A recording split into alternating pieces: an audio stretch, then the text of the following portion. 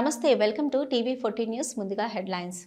వరద సహాయక చర్యల్లో పాల్గొన్న కేంద్ర హోంశాఖ సహాయ మంత్రి Bandi Sanjay, BRS working president KTR.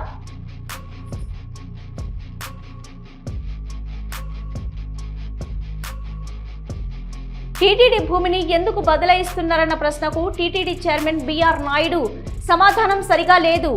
మాజీ టీటీడీ చైర్మన్ భూమన విమర్శ. ఫ్యామిలీ బెనిఫిట్ మానిటరింగ్ వ్యవస్థపై సచివాలయంలో ముఖ్యమంత్రి చంద్రబాబు నాయుడు సమావేశం, పాల్గొన్న ఉన్నతాధికారులు.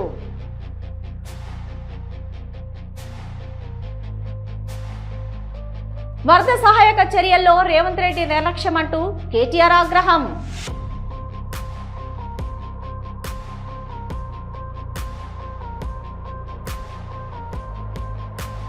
టీటీడీ భూమిని ఎందుకు బదలాయిస్తున్నారన్న ప్రశ్నకు టీటీడీ చైర్మన్ బీఆర్ నాయుడు సరైన సమాధానం ఇవ్వలేదన్నారు మాజీ టీటీడీ చైర్మన్ భూమన కరుణాకర్ రెడ్డి. ఉత్తరం వైపున ఉన్న భూమి పవిత్రమైనదని, దక్షిణం వైపున ఇస్తున్నామని మాటలతో మభ్యపెట్టాలని చేస్తున్నారనేది సుస్పష్టమవుతుందని అన్నారు భూమన. మొత్తం ఆ పత్రికా సమావేశాన్ని ఉపయోగించుకున్నారు ఆయన. నేను అడిగినటువంటి ప్రశ్న టూరిజం శాఖకు సంబంధించినటువంటి ల్యాండ్ను తీసుకొని అత్యంత విలువైనటువంటి టీటీడీ ల్యాండ్ను ఎందుకు బదలాయిస్తున్నారు అన్నటువంటి ప్రశ్నకు ఆయన సరైనటువంటి సమాధానం ఇవ్వనే లేదు. దానికి కూడా అన్ని కోట్లు అంటాడు, ఇన్ని కోట్లు అంటాడు అని నా మీద చాలా ఎక్కువగా మాట్లాడారు. ఇప్పుడు కూడా మళ్ళీ చెప్తున్నటువంటిది నేను అదే, మీరు ఒక విభజన గీత గీసేసి ఉత్తరం వైపున చాలా పవిత్రమైనటువంటిది, దాని ఎదురుగా ఉన్నటువంటి దక్షిణం వైపున అదేదో పనికిమాలినటువంటి టీటీడీ ల్యాండ్గా చిత్రీకరించడానికి ప్రయత్నం చేస్తున్నారు అన్నటువంటిది నా విమర్శ. ఎదురుగా ఉన్న ఆ స్థలంలో వెంకటేశ్వర స్వామి వలన, ఆయన కృప వలన, దయ వలన, దాక్షిణ్యం వలనే లక్షలాది మందికి నేత్రదానం జరగటానికి ఆయన ఇచ్చినటువంటి స్థలమే కారణము. కేంద్ర హోంశాఖ సహాయ మంత్రి కరీంనగర్ ఎంపీ బండి సంజయ్ కుమార్ చొరవతో రాజన్న సిరిసిల్ల జిల్లా గంభీరావుపేట మండలం నర్మల వాగులో చిక్కుకున్న 5 రైతులను రక్షించేందుకు ఆర్మీ హెలికాప్టర్ చేరుకుంది.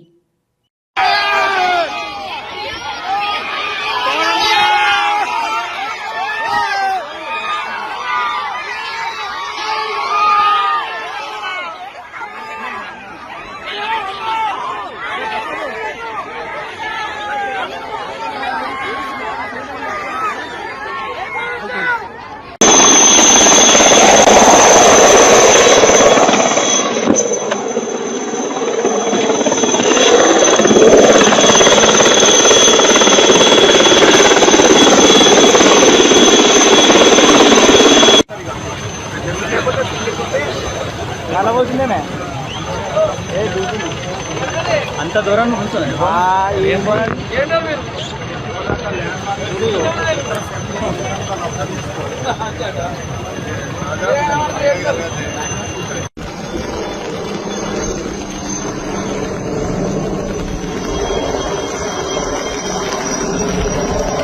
వాళ్ళు మనుషులు డోర్ రెడీ ఓపెన్ చేసి అది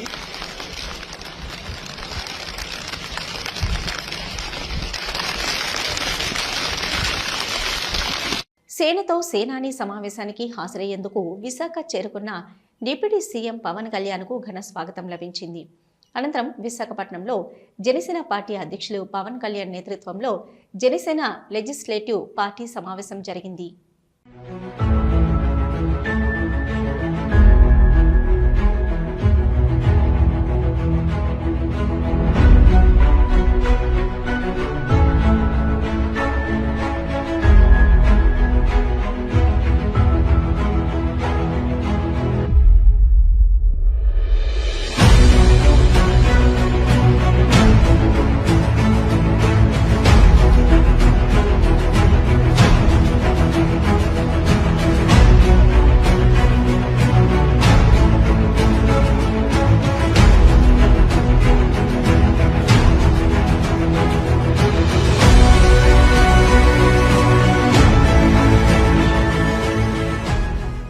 రాజన్న సిరిసిల్ల జిల్లాలోని వరద ప్రభావిత ప్రాంతాలను పరిశీలించిన అనంతరం మీడియాతో మాట్లాడారు బీఆర్ఎస్ వర్కింగ్ ప్రెసిడెంట్ కేటీఆర్. చాలా కాలనీలు జలమయమయ్యాయి. మొదటి అంతస్తు వరకు నీళ్లు వచ్చి చేరాయని, ప్రజలు ఆకాశ మార్గాన తప్ప రోడ్లపై ప్రయాణించే పరిస్థితి లేదన్నారు కేటీఆర్. ఇంత జరుగుతున్నా రాష్ట్ర ప్రభుత్వానికి సోయి లేదని, రాష్ట్రానికి ఒలింపిక్ ఎలా తేవాలి, మూసీ నది సుందరీకరణ అంటూ ప్రస్తుత వరదల నుంచి ప్రజలను కాపాడే రక్షణ చర్యలు కనిపించడం లేదని ఆగ్రహం వ్యక్తం చేశారు కేటీఆర్. మరి చాలా కాలనీలు జలమయమైనాయి.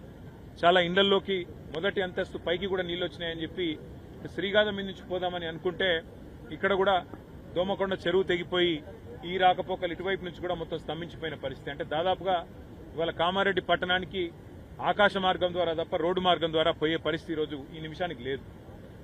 అంత ఉధృతంగా ఒకవైపు పలంచవాగు, మరొకవైపు కుడలివాగు, ఇంకోవైపు మానేరు, మొత్తంగా చాలా పెద్ద ఎత్తున ఈ వరదల విపత్తు ఇవాళ రాష్ట్రానికి వచ్చింది.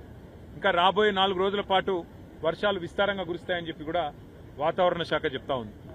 రాష్ట్ర ప్రభుత్వానికి మరి ఇంత జరుగుతుంటే, ప్రజలు ఇంత అవస్థల్లో ఉంటే, రాష్ట్ర ప్రభుత్వం ముఖ్యంగా గౌరవ ముఖ్యమంత్రి గారు మాత్రం నిన్ననేమో మూసీ నది సుందరీకరణ మీద వారు రివ్యూ చేసినట్టుగా చూసినాం.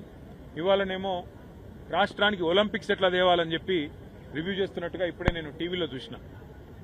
పరిస్థితి ఎట్లా ఉంది అంటే, రోమ్ నగరం తగలబడుతుంటే ఆ చక్రవర్తి ఎవరో ఒక ఆయన నీరో చక్రవర్తి అని ఫిడేలు వాయించుకుంటూ కూర్చున్నాడట. అట్లా రాష్ట్రం వరదల్లో ఉంటే మూసీ సుందరీకరణ ముఖ్యమా, లేకపోతే రాష్ట్రానికి ఒలింపిక్స్ అనే డిస్కషన్ ముఖ్యమా, లేకపోతే ప్రస్తుతం పంట నష్టం ఎంత జరిగింది, ఆస్తి నష్టం ఎంత జరిగింది, ప్రాణ నష్టం ఎంత జరిగింది, ఎంతమంది విపత్తుల్లో ఉన్నారు, ఇది చూసుడు ముఖ్యమా? గతంలో టీఆర్ఎస్ ప్రభుత్వం ఉన్నప్పుడు, కేసీఆర్ గారు ముఖ్యమంత్రిగా ఉన్నప్పుడు సామాన్యులను కూడా మేము ఆనాడు ఇరుక్కొని పోతే మంచిర్యాల జిల్లాలో గాని, భూపాలపల్లి జిల్లాలో గాని వెంటనే హెలికాప్టర్లు పంపి మరి సామాన్యుల ప్రాణాలు కాపాడడం జరిగింది. ఇవాళ మన హెలికాప్టర్లు, మన రాష్ట్రానికి సంబంధించిన హెలికాప్టర్లు బీహార్లో తిరుగుతున్నాయి, కాంగ్రెస్ పార్టీ ఎన్నికల ప్రచారంలో తిరుగుతున్నాయి, ఇంకెక్కడెక్కడో తిరుగుతున్నాయి తప్ప సామాన్యులకు మాత్రం అందుబాటులో లేదు. ఖమ్మంలో వరదలు వస్తే అక్కడ కొంతమంది లేడీస్ అర్థనాదాలు చేసినా పట్టించుకున్నవాడు లేడు. ఇదివరకు ఖమ్మంలో కూడా హెలికాప్టర్ పంపలేదు, 3 మంత్రులున్నా. ఈరోజు ఇక్కడ కూడా చివరికి ఇప్పుడు ఎన్డీఆర్ఎఫ్ హెలికాప్టర్ వచ్చి, నేవీ హెలికాప్టర్ వచ్చి నర్మాలలో చిక్కుకున్న మా వాళ్ళు 5గురిని ఇక్కడ బచాయించిన పరిస్థితి. దురదృష్టం, అందులో ఒక సోదరుడు నాగయ్య అని కొట్టుకొని పోయినాడు. అట్లాగే ఇంకా కొంత ఆస్తి నష్టం కూడా జరిగింది. కొన్ని గ్రామాల్లో ఏవైతే శిథిలావస్థలో ఇండ్లుంటాయో వాటికి నష్టం జరిగి కూలిపోవడం కూడా జరిగింది. కొంత ఆస్తి నష్టం కూడా జరిగింది. కొంత ప్రాణ నష్టం, కొంత పంట నష్టం, కొంత ఆస్తి నష్టం, ఇవన్నీ జరిగినాయి. కాబట్టి రాష్ట్ర ప్రభుత్వం వెంటనే మేల్కొని, మరి ఇదివరకు మేల్కొని ఉండి కొద్దిగా అప్రమత్తంగా ఉంటే ఇంత అవస్థ కాకపోతుండే. కానీ ఎవరు పట్టించుకోలేదు, ముందస్తు ప్రణాళిక లేదు. ఇప్పటికైనా మేల్కొని వెంటనే పంట నష్టం ఎక్కడెక్కడైతే జరిగిందో ఎకరానికి ఒక 25,000 రూపాయలు పరిహారం ఇవ్వాలి. ప్రాణ నష్టం ఎక్కడైతే జరిగిందో ఇవాళ మరి నాగయ్య గారు ఇంకా కొట్టుకొని పోయినారు, 12 గంటలు దాటిపోయింది, ఇంతవరకు ఆచూకీ లేదు. దొరికితే ఒకవేళ ప్రాణాలతో దొరికితే సంతోషం. కానీ ఇంకెక్కడైనా ప్రాణ నష్టం జరిగితే కూడా మెదక్లో కూడా ప్రాణ నష్టం జరిగిందని వింటున్నాం. ఒక్కొక్క కుటుంబానికి 25 లక్షల రూపాయల చొప్పున నష్టపరిహారం ఇవ్వాలి. ఒక్కొక్క ఎకరానికి 25,000 రూపాయల చొప్పున నష్టపరిహారం ఇవ్వాలి. కూలిపోయిన ఇళ్లకు కూడా వెంటనే వాటి స్థానంలో ఇందిరమ్మ ఇండ్లు మంజూరు చేయాలని చెప్పి కూడా డిమాండ్ చేస్తూ ఫ్యామిలీ బెనిఫిట్స్ మానిటరింగ్ వ్యవస్థపై సచివాలయంలో ముఖ్యమంత్రి చంద్రబాబు నాయుడు సమీక్ష సమావేశం నిర్వహించారు. సమీక్షకు ఉన్నతాధికారులు హాజరయ్యారు. రాష్ట్రంలోని ప్రతి కుటుంబానికి ఫ్యామిలీ కార్డు ఇవ్వాలని, ప్రభుత్వం అందిస్తున్న స్కీమ్లు సహా అన్ని వివరాలను ఫ్యామిలీ కార్డులో పొందుపరచాలని సూచించారు. త్వరలోనే పాపులేషన్ పాలసీ తీసుకురావాలని సమీక్షలో సీఎం అధికారులను ఆదేశించారు.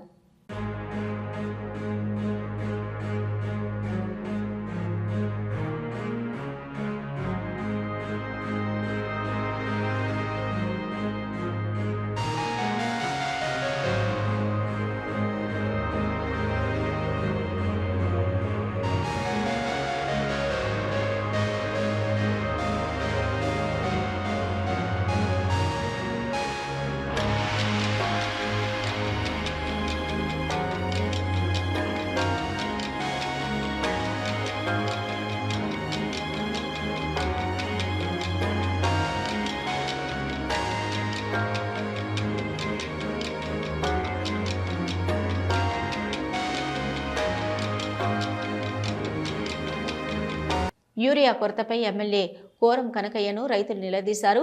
రైతులే బ్లాక్లో యూరియాను అమ్ముకుంటున్నారని ఎమ్మెల్యే కోరం కనకయ్య అనడంతో రైతులు తీవ్ర ఆగ్రహం వ్యక్తం చేశారు. రైతుల ఆగ్రహానికి కాంగ్రెస్ ఎమ్మెల్యే కోరం కనకయ్య చల్లగా జారుకున్నారు.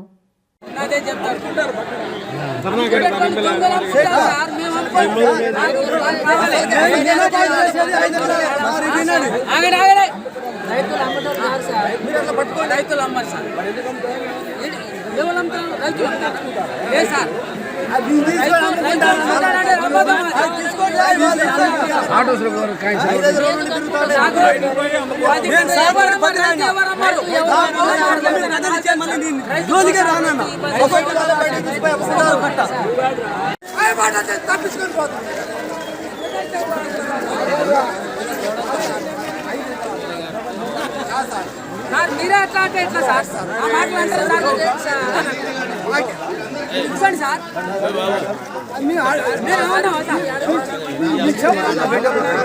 అంటారు సార్ అవుతండి మాట్లాడాలి. ఎమ్మెల్యే గారు నమస్కారం అనవద్దు కానీ ఎవరు విన్నారు వాళ్ళు.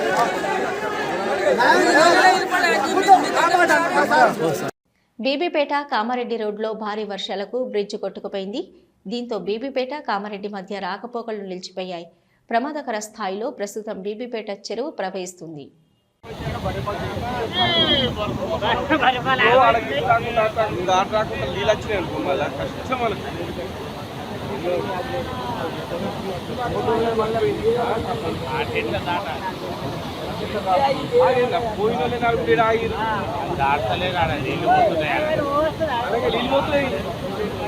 మెదక్ జిల్లా ముంపు ప్రాంతాలను మాజీ మంత్రి ఎమ్మెల్యే హరీష్ రావు పర్యటించారు.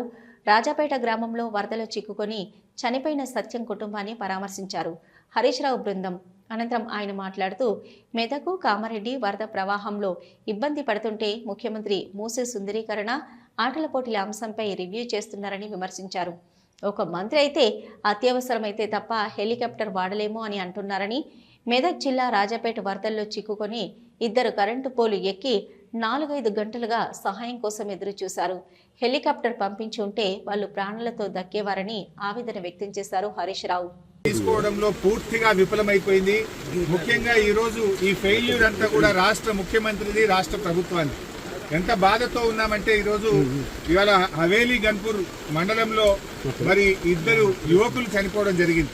వాళ్ళ పిల్లలు, ముఖ్యంగా 2 పిల్లలు గురుకుల పాఠశాలలో చదువుతున్నారు. వర్షాల వల్ల గురుకుల పాఠశాల లీక్ అయితా ఉంది, మీ పిల్లల్ని తీసుకుపోండి అని ప్రిన్సిపల్ ఫోన్ చేస్తే పిల్లల్ని మెదక్కు పోయి తీసుకొచ్చుకుందామని బయలుదేరి మరి ఆటోలో నడుపుతున్నటువంటి యాదగౌడు, ఆటోలో కూర్చున్న సత్యనారాయణ 2 కూడా ఈ వరదలో ఆటో కొట్టుకుపోయి చనిపోవడం జరిగింది.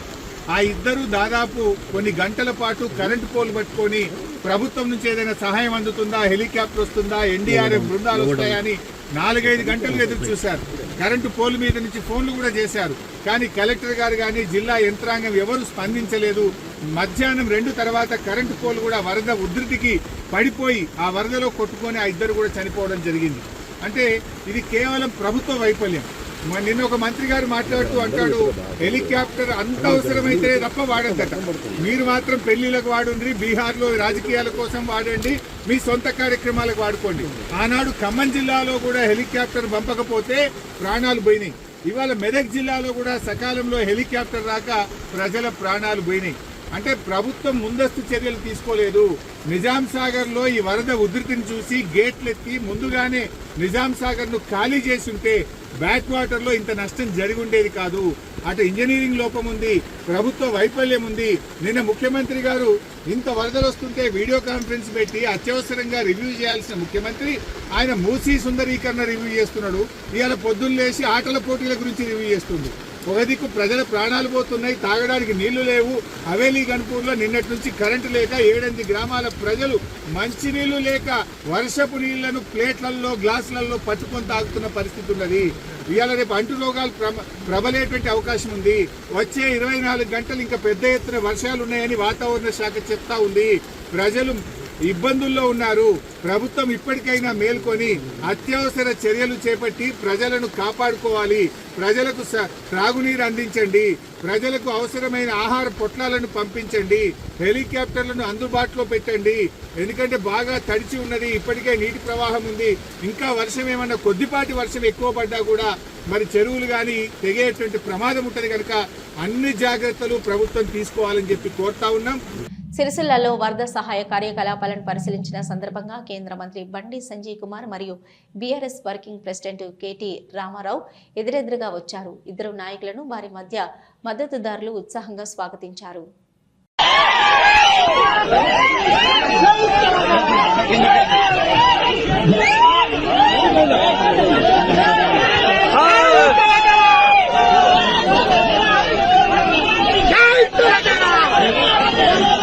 తిరుమల తిరుపతిలో సహస్ర దీపాలంకరణ వైభవంగా జరిగింది.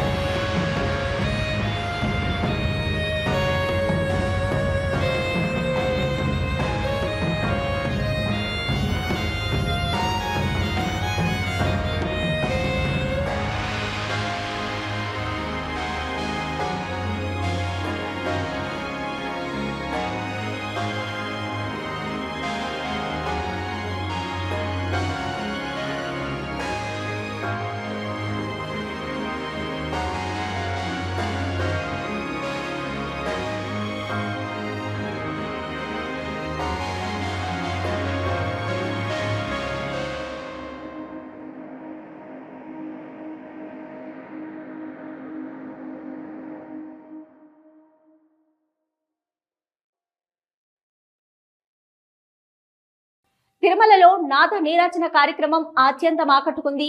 స్వామివారిని కీర్తిస్తూ గాయకులు గానం చేస్తూ ఉండగా నృత్య కళాకారులు తమ నాట్యం పటిమతో కార్యక్రమానికి మరింత వన్నె తెచ్చారు.